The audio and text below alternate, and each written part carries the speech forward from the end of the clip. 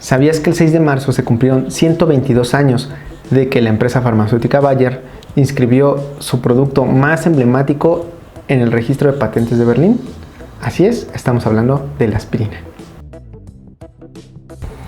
Y bueno, así brevemente lo que pasó pues fue que entre los años 1800 y 1900, o sea, por ahí del siglo XIX, se vino un auge en la química orgánica. Entonces empezaron a buscar las maneras de aislar los componentes activos de los fármacos utilizados hasta ese entonces, y por ahí sobresalió uno que se llamaba ácido salicílico.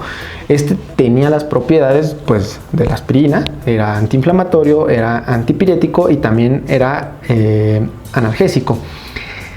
Sin embargo, tenía un efecto secundario muy marcado, y es que además del sabor amargo que tenía, lastimaba mucho la mucosa gástrica de los pacientes. Entonces, bueno, sí te quitaba el dolor, la inflamación y la fiebre, pero te provocaba un dolor abdominal pues muy severo, o bueno, eso es lo que se dice. ¿Qué es lo que pasa? Bueno, a finales de ese siglo, por ahí de 1890, la empresa farmacéutica Bayer enfoca todos sus esfuerzos en tratar de buscar nuevas terapéuticas o nuevos fármacos como tal. Entonces designa un grupo de investigadores, entre los que resalta un tal Felix Hoffmann. Ese Felix Hoffmann pues como tal tenía una peculiaridad, tenía un problema familiar, es decir, bueno, o lo que tenía era que su papá padecía una enfermedad reumática.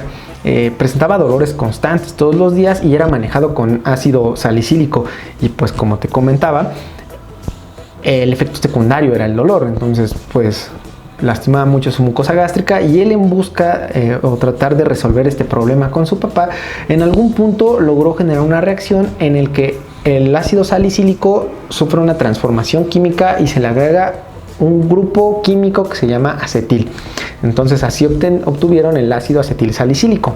Y bueno, habrá quien te diga: no, yo conozco la historia de la aspirina, yo conozco la historia del ácido acetil salicílico, y 50 años antes ya empezaron a aislar ese compuesto y había muchísima investigación al respecto, y Hoffmann no fue el primero. Pero bueno, el hecho de que Hoffmann tuviera a su papá con dolor reumático y este tipo de cosas, pues lo hace más interesante y vende, ¿no? Entonces, punto para Hoffmann. Y entonces, bueno, ya una vez que logró aislarlo, pues empezaron a pasar muchas cosas en esos tiempos. Al principio, pues bueno, ya se obtuvo el compuesto químico y empezaron con que no, sí, vamos a hacer análisis clínicos, vamos a ver cómo van avanzando estos ensayos clínicos para ver si hay efectos secundarios o no. Y entonces estaban con que sí los hacían, con que no los hacían, porque había miedo con que hubiese efectos secundarios y muchísimas cosas, ¿no? Total que, bueno, ya para no hacerles el cuento tan largo, en 1899, es decir, hace 122 años, por ahí de enero, decidieron ya ponerle el nombre de aspirina, que viene pues de una planta. Hacen como una composición y pues obtienen el nombre de aspirina. Y para el 6 de marzo logran inscribir como patente ante el registro de patentes de Berlín el nombre de aspirina. Y pues bueno, el resto es historia. Y si bien, bueno, hubo muchos problemas en el siglo XX, hubo problemas de guerras, los periodos entre las guerras y pues todo lo que sucedió después, sí sufrió muchísimos golpes la empresa farmacéutica, incluso el mismo compuesto químico como la aspirina, porque había falta de insumos, etcétera, etcétera, etcétera. Hubo problemas con la marca, hubo problemas con el nombre, muchísimas cosas, pero bueno, esa es otra historia y se va a hacer muy largo este video. Ya para finalizar, por ahí más o menos de los años 60 aparece el rey de reyes, aparece el acetaminofén o paracetamol, y entonces junto con él, muy cercano en años, aparece el ibuprofeno. Entonces, ¡pum!, destronan a la aspirina, que hasta ese momento había sido el rey. Y bueno, así hasta los años 80, en los que hicieron un análisis muy completo, ya conociendo cómo funcionaba la aspirina y cómo ejercía su función, pues se dieron cuenta que además del efecto antiinflamatorio, también tenía un efecto sobre la coagulación. En este sentido, el detalle era que evitaba que las plaquetas se pegaran y formaban coágulos. Y pues ya, así fue como dijeron: oh, mira, la aspirina tiene un efecto cardioprotector, protege el sistema cardiovascular.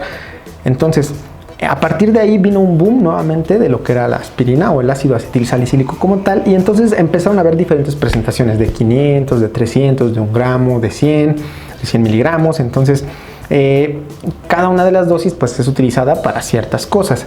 Si bien la aspirina es un fármaco de venta libre y es un fármaco que puede ser obtenido pues relativamente fácil, sí es muy necesario que te lo recomienda un médico, porque si bien tiene estas peculiaridades y es de venta libre, también en niños puede provocar efectos potencialmente mortales. Por eso se debe de usar con mucho cuidado ese medicamento también. En la actual pandemia también la aspirina ha cobrado cierta relevancia, porque pues ya me ha tocado ver que se toman té con aspirina.